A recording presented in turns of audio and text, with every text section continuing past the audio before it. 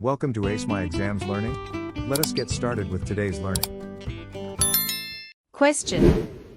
Define and explain the meaning of the primary, secondary, and tertiary sectors. Give examples of each sector. A. The primary sector. The primary sector is the first stage in the production process. It forms the foundation of all economic activity because it provides the natural resources that other sectors rely on.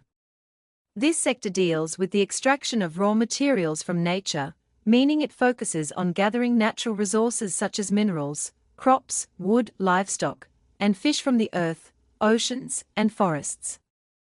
The primary sector is involved in collecting resources direct from nature, without any processing or refining. These raw materials are then supplied to other businesses for further processing, especially those in the secondary sector, where the materials are turned into finished goods. Examples of the primary sector include 1. Farming, which produces agricultural products such as cattle and wheat that are later used for food or textiles. 2. Forestry, which supplies wood for building materials or furniture making. 3. Fishing from the sea, lakes, and rivers, which provide seafood as a natural food source. 4. Mining, which extracts minerals such as coal and gold from the earth for use in energy and manufacturing. 5. Packaging of the above raw materials at the source to prepare them for transportation or sale. B. The secondary sector. The secondary sector is responsible for converting, processing, and manufacturing of raw materials into final products that are ready for use by consumers or for further distribution. This sector is the link between the primary sector, where raw materials are extracted from nature, and the final consumer, who uses the finished goods. It plays a crucial role in transforming raw natural products into usable forms, such as turning cotton into clothing or timber into furniture.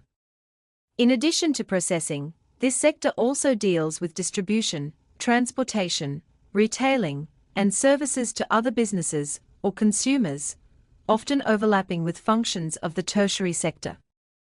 It includes a wide range of activities such as running manufacturing factories, executing large-scale construction projects, and managing energy generation systems like electricity plants. Examples of the secondary sector include 1. The motor industry, which manufactures vehicles from steel, rubber, and plastic. 2. The furniture industry, which uses wood to create desks, chairs, and other products. 3. The textile industry, which produces clothing and fabric from raw cotton or wool. C. The tertiary sector. The tertiary sector distributes goods processed in the secondary sector to consumers, making it the final step in the chain of production and delivery. This sector does not produce physical goods, but instead focuses on offering services that allow the flow of goods and provide direct value to consumers. The tertiary sector aims to bring products and services within reach of the consumer through various service-based industries. Tertiary activities include all activities that distribute products from the secondary sector, and this includes functions such as selling, marketing, financing, transporting, and maintaining products and services. This sector also includes industries that offer services to consumers and other businesses, helping meet daily needs and enhancing the quality of life. Examples of the tertiary sector include 1. The food industry, such as restaurants and catering services. 2. The clothing industry and retail, such as clothing shops and online fashion platforms. 3. Banking and insurance, which provide financial services. 4. Tourism and transportation services, such as hotels, buses, airlines, and travel agencies. 5. Entertainment, retail, and legal services like cinemas, shopping malls, law firms, and consulting agencies. 6. Examples also include shops, transport companies, electricians, doctors, consultants, hotels, and schools, which all operate by providing specialized services rather than producing goods. Question. Explain the relationship between the primary, secondary, and tertiary sectors. The primary, secondary, and tertiary sectors each play a vital role in the economy, but they do not function in isolation. These sectors are linked in a continuous chain of production, where each one relies on the others to perform its role efficiently, as explained below. The primary sector, which is responsible for the extraction of natural resources, depends heavily on the secondary sector for manufactured goods such as machinery, equipment, and fertilizers. These manufactured tools are essential for agricultural, mining, fishing, and forestry operations. For instance, a farmer may need seeds that are produced by another agricultural company, tractors from a machinery manufacturer, or irrigation equipment made in a factory. Without the output of the secondary sector, the primary sector would lack the tools necessary to extract resources effectively. In addition to its reliance on manufactured goods, the primary sector also depends on the tertiary sector to meet its customer and operational needs. Once raw materials like crops or minerals are harvested, they must be stored, transported, and sold. This involves services such as logistics companies, wholesalers, and financial institutions. For example, a wheat farmer may rely on transportation services to deliver the harvest to mills, use a bank to manage payments, and employ a retail company to get the products to market. The tertiary sector thus plays a key role in connecting primary activities to final consumers. Meanwhile, the secondary sector processes raw materials from the primary sector into finished or semi-finished goods. This transformation includes turning timber into furniture, cotton into textiles, or iron into car parts. Therefore, the secondary sector is dependent on the primary sector to supply the raw inputs it needs to manufacture products. This relationship highlights the importance of an efficient supply of natural resources to support industrial activity.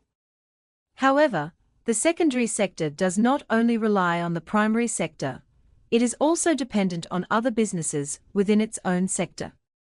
For example, a car manufacturer, such as BMW, needs tires supplied by another secondary industry player like Dunlop.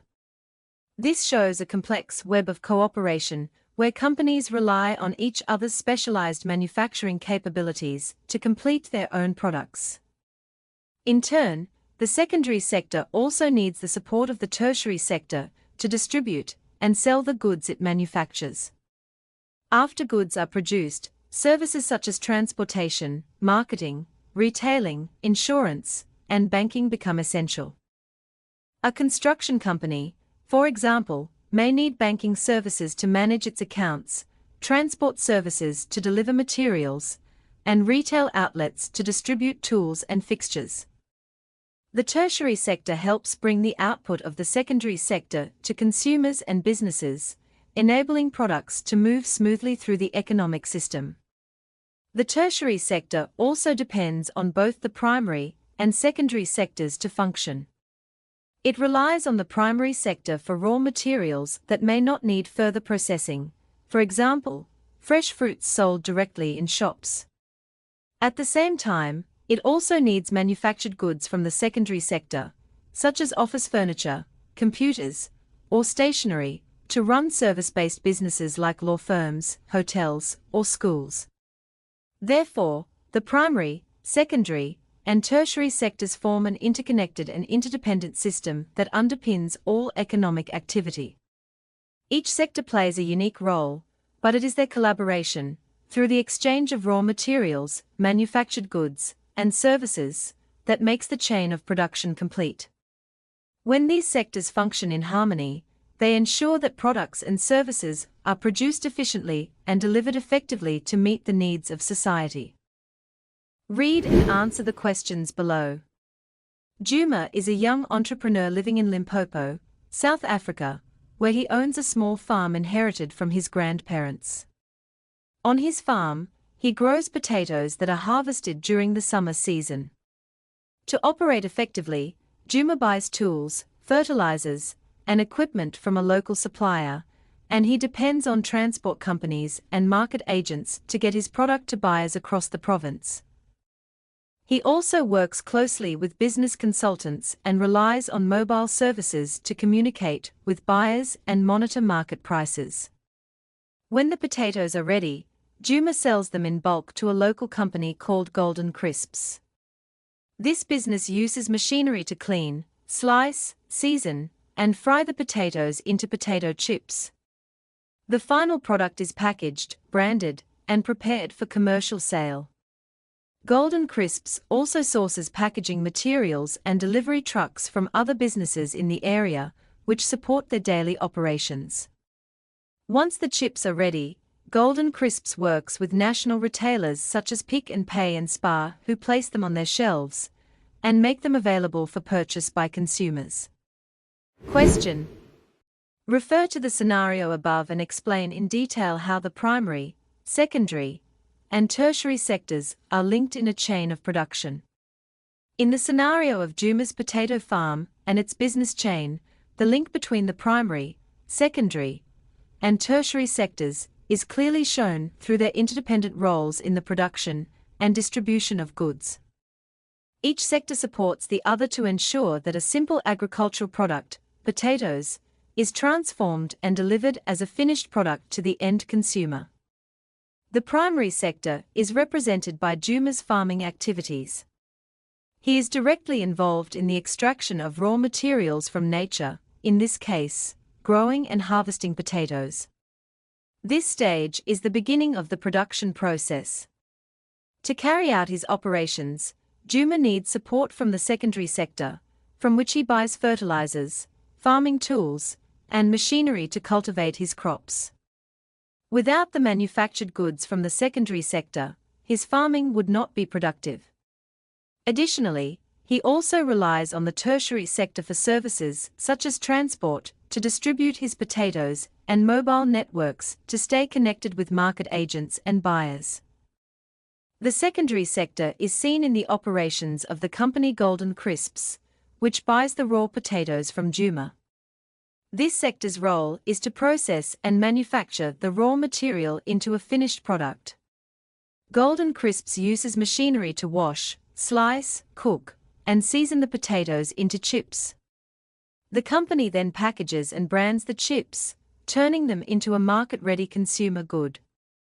The secondary sector depends entirely on the primary sector for the raw input, potatoes, and also relies on other secondary sector players to supply packaging materials and trucks, further showing interdependence within the manufacturing industry. Once the chips are prepared, the tertiary sector comes into play. Retail outlets like Pick n Pay and Spar buy the packaged chips from Golden Crisps and sell them to consumers. These businesses perform the distribution and retailing function, ensuring that the goods reach the final buyer. They rely on various services to operate efficiently, such as trained staff, advertising agencies, delivery services, and technology providers for sales systems.